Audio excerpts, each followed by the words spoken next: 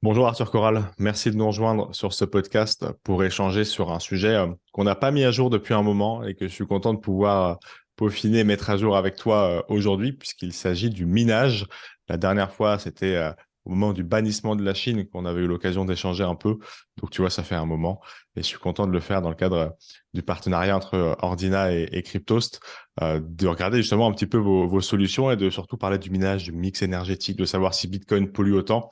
Et si c'est pas la fin du minage depuis Ethereum 2.0, enfin bref, on va faire un petit aperçu ensemble.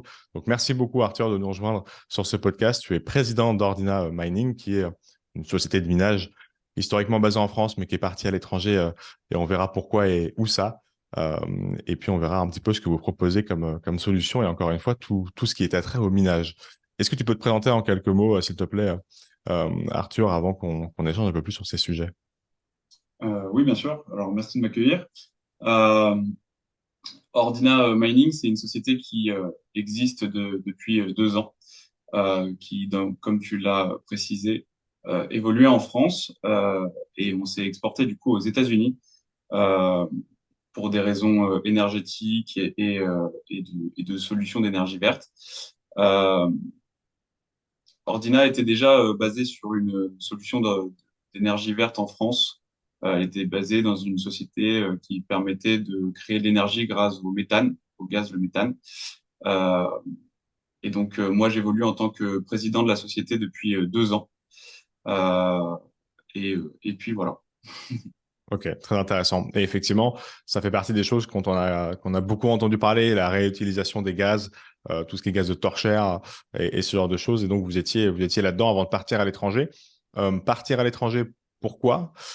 Et où? Parce qu'effectivement, on commence à comprendre un petit peu le principe du prix d'achat de l'électricité et du prix de minage, tout ça. On va pouvoir débattre un petit peu ensemble de ce que ça veut dire et comment on calcule et comment on fait pour que ça soit rentable.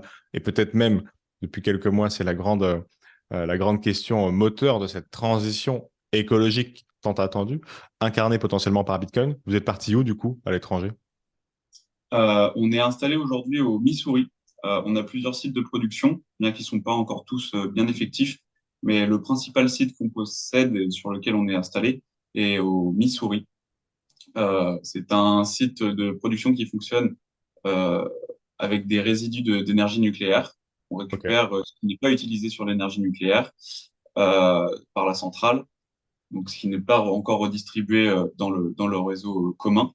À environ 30%, on utilise l'énergie solaire et éolien sur ce site-là. Il y a d'autres sites, comme un autre site qu'on avait en Louisiane, enfin qu'on a toujours, qui fonctionnait sur ce qu'on appelle le flaring, qui est l'extraction aussi du gaz méthane, Ok. euh, qui est normalement inutilisé sur les puits de pétrole, en fait, sur les, euh, sur les pipes de pétrole, d'extraction de pétrole. Euh, on récupère en fait cette énergie-là, enfin ce gaz qui arrive dans une pipeline, qui fait tourner directement un moteur et qui directement du coup alimente euh, les machines en énergie via un tube, peu importe la distance par rapport à la sortie d'extraction. Ok. Et donc là, vous avez plus rien en France? On n'a plus rien en France pour cause euh, de la petite envolée des prix qui s'est passée très récemment sur les professionnels. Ouais. Euh, Ça nous a pas impacté nous en fait directement, mais ça a impacté notre producteur d'énergie D'accord. euh, qui en fait avec qui on était en de bonnes relations, avec qui tout se passait très très bien. Cependant, le prix auquel l'énergie que ça demandait directement pour produire cette énergie ensuite, l'énergie verte, car ça demande un faible volume d'énergie pour pouvoir en créer un peu plus, Ok. euh, devenait trop cher et donc impossible à utiliser derrière. Donc on a dû quitter la France pour cette activité-là. Bien que Ordina fait un petit peu d'autres choses d'un point de vue tech, et toute la partie développement reste en France. L'activité uniquement des machines est installée aux États-Unis. Ok. Et pour avoir quelques chiffres un petit peu en termes de consommation et puis peut-être de machines, parce que les terawattheures, c'est toujours un peu difficile à se projeter quand on n'est pas du milieu. Ça représente combien de machines et quand même combien de terawattheures par ordina? Alors, on va compter en mégawatts. Aujourd'hui, Ordina a la gestion d'une mine, du coup, au Missouri, de 5 mégawatts de consommation, ce qui fait environ actuellement 1390 mineurs qui tournent constamment. Et deux nouveaux sites donc sont en production, qui seront normalement sur la même énergie, à 10 mètres l'un de l'autre, très clairement, et qui tournera sur 10 mégawatts supplémentaires, pareil au Missouri. Ensuite, il y a d'autres offres qui sont possibles un peu partout. On est en discussion aussi avec des sites qui sont au Venezuela et ces choses-là, qui sont dans des conditions un peu différentes, parce que les conditions géopolitiques sont différentes aussi. Ouais. Euh, mais le système d'énergie tourne aussi sur ces mines-là, par exemple en hydropower, donc tout aussi intéressant et tout aussi vert. Est-ce que tu peux justement, sur ces sujets-là, nous embarquer un petit peu avec toi au moment où tu choisis un peu les mines où tu vas te positionner ou en tout cas les endroits du globe sur lesquels tu vas poser tes machines? Comment ça se passe? Quels sont les choix que tu fais? À partir de quelles données? Tu viens de parler de climat, de tensions potentielles géopolitiques à travers le globe. Et puis ensuite, comment tu vas dealer auprès des créateurs d'énergie, si je peux le simplifier comme ça, que tu vas mettre des machines de minage dans au pied de leur production électrique, quoi. Comment ça, est-ce que tu peux nous embarquer avec toi dans ces choix-là? Bien sûr. Euh, En fait, on regarde plusieurs choses. Alors, on regarde le risque, donc potentiellement d'un point de vue géopolitique. Euh, bon, je ne vais pas faire un cours de géopolitique maintenant, mais il y a des pays dans lesquels aujourd'hui un petit peu plus sûr que d'autres. Euh, Par exemple, on va éviter d'aller s'installer dans des pays où il y a des grosses tensions entre le gouvernement et autres, ou des tensions sociales en règle générale, parce qu'il y a un risque de vol de machines, de matériel et ces choses-là, euh, ou un manque de main-d'œuvre disponible sur site pour X cause. Donc c'est vrai que c'est un point qui entre en jeu, car les machines, ça reste quelque chose de physique que le client possède. Donc on est responsable de ce matériel, donc il ne faut pas prendre de risques inconsidérés. Euh, D'un point de vue plutôt électrique, aujourd'hui, c'est vrai que le mining a beaucoup évolué et essaye en fait d'évoluer constamment. Donc, comme tu l'as précisé par rapport au ban du minage en Chine, euh, aujourd'hui, par exemple, on se rend compte qu'il y a encore 15% du hash rate total qui tourne encore en Chine. Euh, Cependant, la vraie problématique que la Chine avait était surtout sur une production d'énergie très peu recommandable, qui était le charbon. Et c'est vrai que c'est une énergie qui est pas du tout chère. Par contre, elle consomme énormément et c'est vraiment pas bon pour la planète. Donc, les mineurs essayent de se renouveler. Donc, nous, par exemple, on essaie de chercher des sites avec des productions d'énergie vertes, avec un certain nombre de constances, ce qu'on va appeler l'uptime. Donc, c'est-à-dire qu'on va chercher des sites de production euh, fixes, fiables dans le temps, qui va tourner avec un minimum de 95% d'uptime. Donc 95% du temps, les machines doivent être allumées pour raison énergétique en tout cas, et elle ne peut pas se couper plus de 5% du temps pour des raisons énergétiques. Et donc on va aller dealer entre guillemets avec ces sociétés qui vont ouvrir comme des promoteurs immobiliers en fait si vous voulez, mais dans l'énergie, guillemets, parce qu'il n'y a pas besoin de construire de terrain ou ces choses-là. Il y a besoin juste d'installer le matériel informatique nécessaire sur place et la production énergétique de base. Euh, et donc, on va aller négocier le prix du mégawatt et du coup, ce qui donnera un prix du kilowatt. Et on essaye de se fixer dans des ranges aux alentours de 0,065 dollars et 0,075 dollars D'accord. pour que ça Ok. soit une offre quand même intéressante. Et c'est à ce moment-là où du coup tu fais la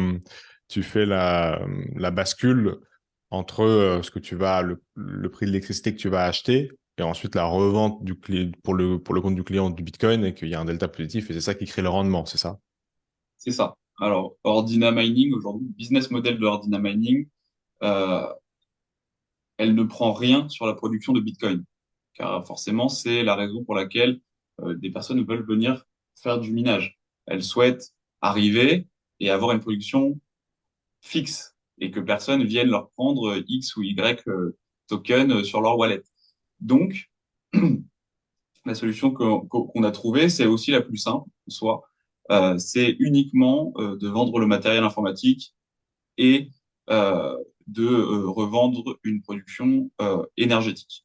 Ok, très clair. Et est-ce qu'on sait un petit peu où sont positionnés les mineurs? Tu disais tout à l'heure que c'était pas mal en Chine, à peu près 15% malgré le ban. Il me semble que c'est aux États-Unis qu'il y en a le plus, mais en Europe, est-ce qu'on sait un peu s'il y en a?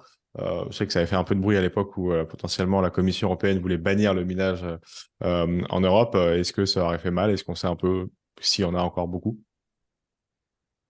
Alors, on va retrouver pas mal de mineurs en Islande qui vont tourner sur des productions d'énergie en géothermie.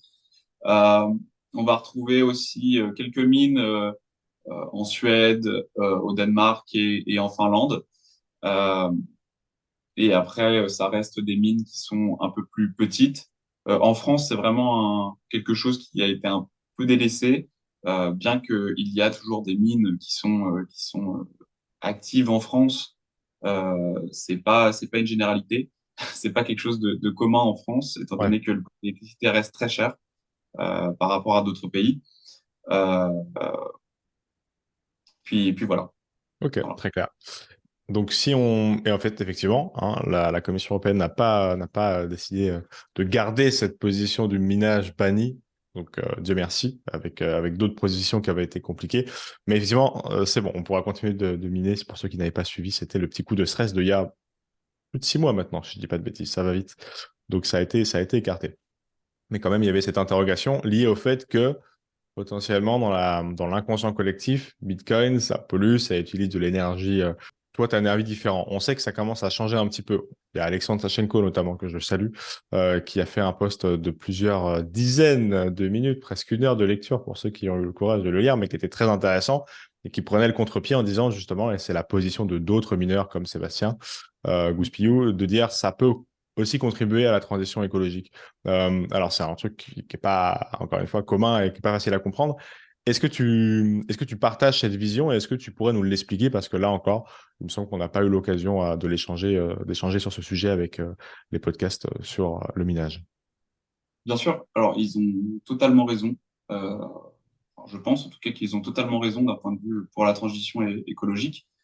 Euh, alors, le fait d'avoir eu ce petit coup de stress, si je puis dire, est aussi bien une bonne chose qu'une mauvaise chose. Parce que bon, on a tous un petit peu eu peur du résultat de tout ça.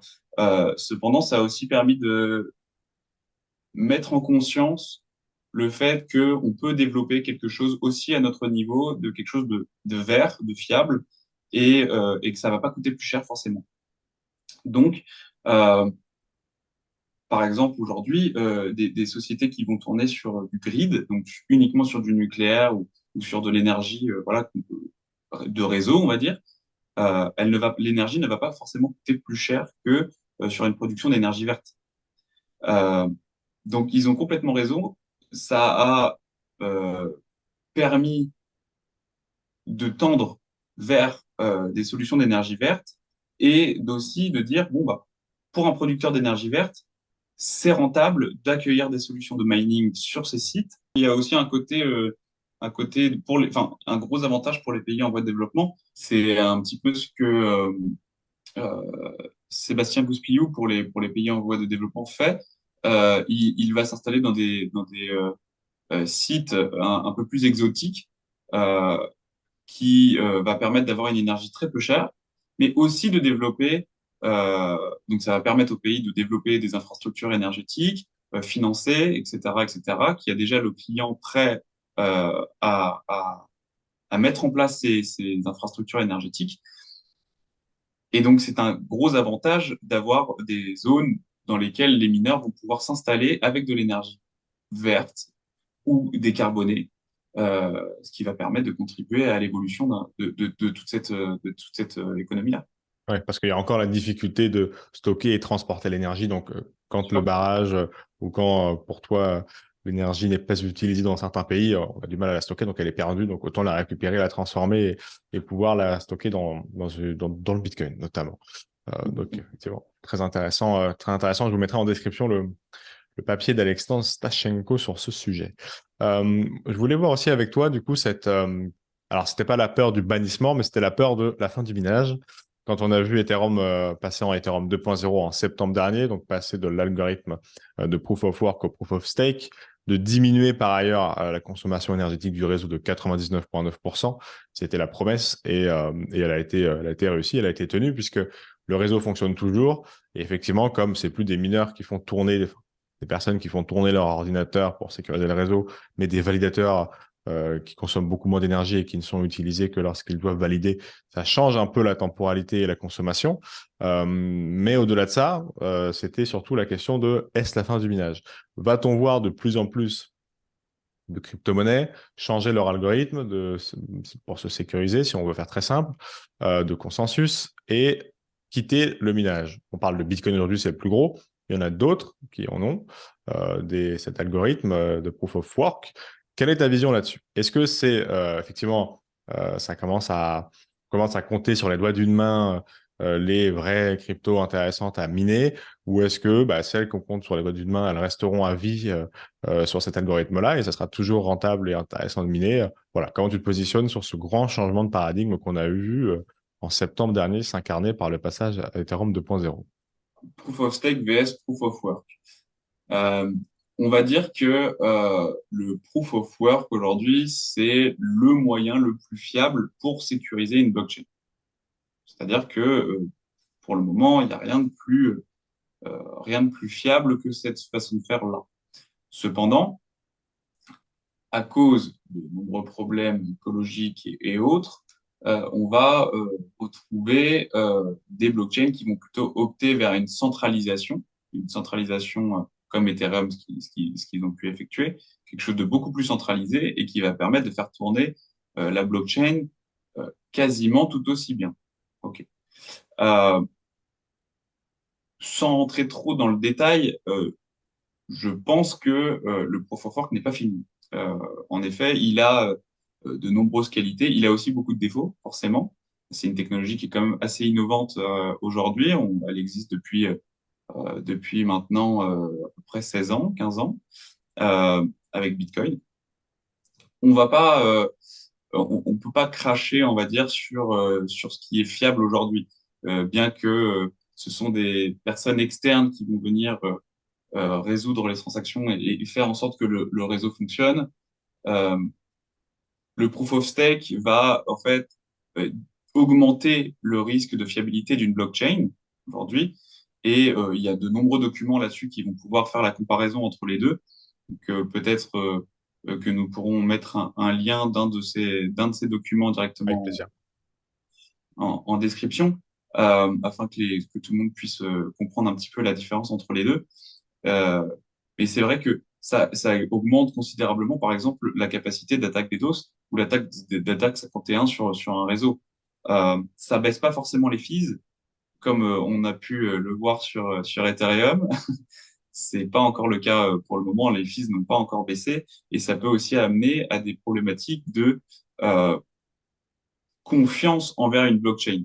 C'est-à-dire qu'aujourd'hui, on va allouer des tokens pour le proof of stake pour que cette blockchain, pour devenir validateur de nœuds sur cette blockchain, euh, les utilisateurs du network et qui ont fait ce choix sur, par exemple, Ethereum, sont restés bloqués quand même pendant un certain moment et ont quand même un peu eu peur pour leur investissement euh, parce que justement, ils ont bloqué, entre guillemets, les fonds de ces validateurs pour éviter de perdre la valeur complète de ce qu'ils allaient pouvoir utiliser pour résoudre les problématiques de la blockchain.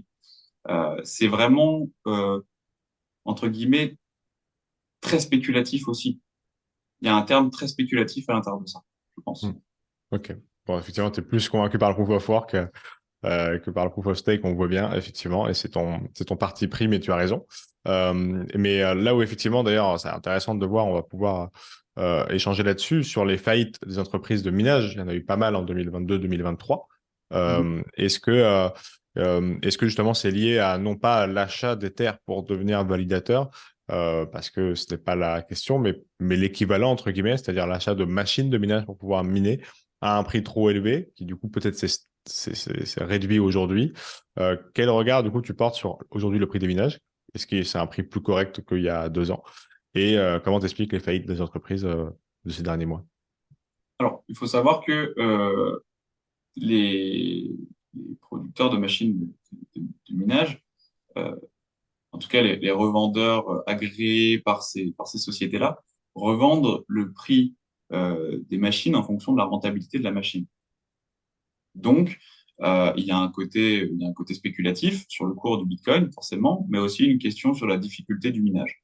Euh, Là aujourd'hui, la raison pour laquelle beaucoup de sociétés de minage ont fait faillite, c'est qu'ils ont pris du stock, énormément de stock de matériel à des prix très élevés, mais enfin, qui semblait normal par rapport au cours, parce on était en plein bull market, tout était très rentable, tout le monde fonctionnait avec des marges très élevées, entre guillemets, et ces personnes-là ont décidé donc de faire du stock, pour se dire, au cas où ça continue, on a du stock et on pourra toujours vendre.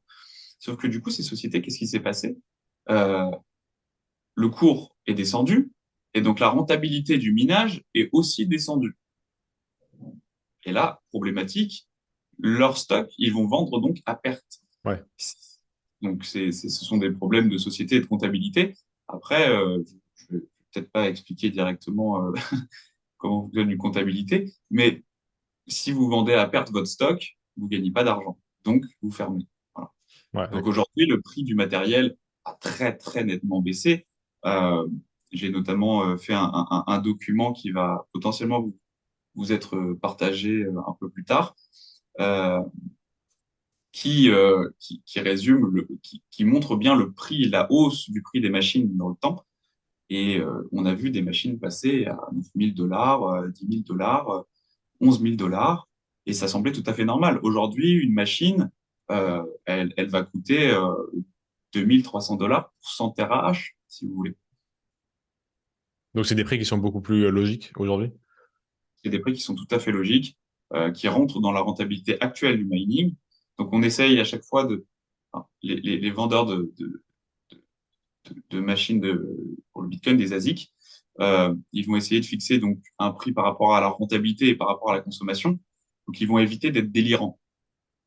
Ça peut constamment, ça change pour les rentabilités, mais plus vous achetez votre machine basse, à bas prix, plus vous aurez une possibilité de faire un bon investissement, étant donné que le cours ne descendra potentiellement pas plus bas que ce qu'il est aujourd'hui. Donc, vous allez pouvoir potentiellement rester dans la course plus longtemps. Donc aujourd'hui, Ok. c'est un prix quand même qui est quand même euh, bien plus abordable. On est quand même très proche du jamais vu pour ces machines-là. Donc c'est tant mieux, hein. C'est tant mieux pour les personnes qui se lancent maintenant. Euh, et la difficulté du minage aujourd'hui, par exemple, on peut le voir suite à pas mal de graphiques en ligne et en direct, n'a jamais été aussi haute qu'elle ne l'est aujourd'hui. Mhm. Mais ça veut dire que, on va parler après des solutions de Ordina, mais intuitivement, pardon, les gens se disent, est-ce que c'est plus rentable d'acheter une machine qui va me sortir des bitcoins ou d'acheter du bitcoin et ensuite de le conserver sur le long terme? Effectivement, c'est pas c'est pas la même approche d'investissement, mais ce que tu dis, c'est qu'effectivement, aujourd'hui, tant le prix du bitcoin a baissé, donc on est en bear market, hein, très clairement, fait que c'est rentable d'acheter une machine pour ceux qui veulent miner. Mais est-ce que tu as, voilà, t'as les deux typologies de gens? Tu as ceux qui veulent se... Parce que avoir une machine, tu l'as dit, c'est avoir une machine pendant 5 ans. Il y a les deux approches. Tu vois les deux types d'investisseurs exister? Alors, chez nous, Ordina, oui, on a bien vu ces deux types de profils. Euh, Ma Lorsqu'on question va, étant, effectivement, est-ce que c'est plus rentable, entre guillemets, d'acheter une machine? Enfin, pas rentable, bien tu sûr, comprends ma question, mais quel est l'intérêt d'acheter une machine si je vais acheter directement du Bitcoin, hein? C'est ça la question sous-jacente, hein. Pour un client, je peux me la poser aussi, entre guillemets, tu vois. tout dépend réellement du prix à laquelle vous allez toucher la machine. Aujourd'hui, lorsque vous allez effectuer une stratégie d'investissement dans du mining, les seuls coûts que vous allez avoir sont le prix de votre machine et le prix électrique et les frais que prenne la société, mais si elle qui vous fournit cette électricité et qui fait la gestion de vos machines, mais si elle n'en prend pas, vous n'avez pas besoin de les compter. Euh, Gros avantage de ce que va apporter le minage ici dans une stratégie d'investissement, c'est qu'elle va reproduire, entre guillemets, pour essayer de faire quelque chose de grossi, elle va effectuer exactement la même stratégie qu'une stratégie de DCA, Dollar Cost Average, sauf que vous n'allez pas avoir besoin d'acheter vos bitcoins dans le temps. Donc, votre machine va rapporter des bitcoins sur votre wallet tous les jours à une certaine heure euh, et va permettre de lisser votre investissement dans le temps, exactement de la même façon que le dollar cost average. Ce sont deux stratégies tout à fait différentes. Le dollar cost average a une possibilité d'être un peu moins contraignant parce qu'il n'y a pas entre guillemets, de tiers de confiance ou ces choses-là. Vous allez uniquement acheter vos bitcoins sur un exchange, les garder sur votre wallet, acheter constamment à une date fixe. Et ensuite, voilà, vous allez faire votre roulement comme en fonction de ce que vous avez décidé. 100 euros, vous allez investir 1 euro par jour pendant 100 jours. D'accord. Peu importe le cours. Hmm. Le minage, vous avez 100 euros, vous allez investir 100 euros, et c'est la machine qui va vous permettre de récupérer ces bitcoins pendant pas 100 jours, mais donc pendant 5 ans. Donc il y a aussi entre guillemets, quelque chose à voir euh, sur le nombre de bitcoins que cette machine va vous rapporter par rapport à cette stratégie de DCA. Dans le mining, vous allez récupérer probablement, je dis bien probablement, plus de Bitcoin que en valeur Bitcoin. Si vous allez récupérer un Bitcoin par rapport à si vous aviez 100 dollars, vous auriez 0,1 Bitcoin à la finalité. Voilà, histoire de faire un schéma plus simple. Donc c'est pas en termes de valeur, l'équivalent en valeur dollar qu'il faut vraiment regarder sur une stratégie de DCA comme une stratégie de mining. C'est réellement le nombre de Bitcoin, le nombre voilà, la valeur en Bitcoin que vous possédez Mhm. pendant cette stratégie que vous mettez en place. Ok, ouais. Le nombre de Bitcoin capturés pour 1 dollar dépensé. Ok, très clair. Voilà, c'est ça. Et alors justement, si on veut, pour ceux qui veulent s'intéresser davantage au minage, qui veulent passer le pas, quelle solution vous proposez chez Ordina? Quel type d'investissement et quelle solution vous avez? Alors, comme j'ai pu le préciser au tout début de ce rendez-vous, on, on essaye de faire la stratégie la plus simple possible pour le client. C'est-à-dire que euh, vous n'allez pas investir dans ce qu'on appelle le cloud mining, où vous allez acheter une machine, enfin, entre guillemets, louer une machine pour un certain nombre de temps en ligne et qui va tourner sur votre wallet pendant le nombre de jours que vous avez décidé. Vous êtes propriétaire de votre investissement. Donc, chez Ordina, nous allons uniquement faire en sorte que votre machine tourne dans les meilleures conditions possibles, qu'elle tourne au maximum et qu'elle soit configurée correctement, et que vous payiez le prix électrique le moins cher que vous puissiez trouver. Voilà, pour éviter que ça fonctionne chez vous à des prix un peu délirants sur le prix de l'électricité. Ce sont des facteurs. Le mining est rentable, mais il faut le faire dans des conditions qui sont optimales pour qu'elle le soit, pour que ça le soit. Donc, chez Ordina, on va vous proposer des contrats entre 3 ans et 5 ans euh, de hosting. Donc, on va récupérer votre matériel, on va acheter votre matériel, on va vous le mettre à disposition pour vous. C'est votre matériel, mais on le met à disposition sur votre wallet dans nos centres et directement, vos machines tournent sur votre wallet pendant une durée de 5 ans et on est absolument responsable de tout en cas de panne, en cas de coupure ou quoi que ce soit. Ou en cas de bannissement, si vous étiez en Chine, partez avec sur ton dos pour les mettre ailleurs. Exactement. Les petits On coups peut de se stress dé... géopolitique. on peut prendre un ASIC dans le sac à dos. Voilà. Faudra un paquet de personnes avec un sac à dos, en tout cas. Et ça démarre à combien les offres pour ceux qui veulent s'y lancer, justement? Alors, il y a plusieurs offres. Aujourd'hui, on est spécialisé dans les investissements grands comptes, entre guillemets, ce qu'on appelle grands comptes, en tout cas chez nous. Ce sont des investissements de plus de 100 000 euros pour une énergie aux alentours de 7,3 centimes de dollars. Euh, et on va proposer des investissements, bien qu'on n'a pas encore de clients sur cette partie-là. Euh, on propose aussi une électricité un tout petit peu plus chère, euh, à 7,8 centimes de dollars, ce qui reste complètement abordable hein, tout de même, pour des investissements en dessous de 100 000. Voilà. Ok. De toute façon, tout est sur votre site, donc je le mettrai évidemment en description, en fiche, pour ceux qui veulent en savoir davantage. Merci beaucoup, Arthur, d'être venu présenter un petit peu le minage et Ordina à travers ce podcast. Effectivement, pas mal de sujets intéressants. Je vous l'ai dit au fil du podcast sur Spotify ou sur YouTube et les autres plateformes d'écoute par ailleurs. Je vous mets en description euh, tous les sujets qu'on a pu évoquer, Proof of Work, Proof of Stake, les différentes évolutions des prix des machines qu'a fait Arthur. Et puis aujourd'hui, à l'instant, pardon, on mettra aussi le site de Ordina. Merci Arthur, à très vite. Merci beaucoup, Valentin.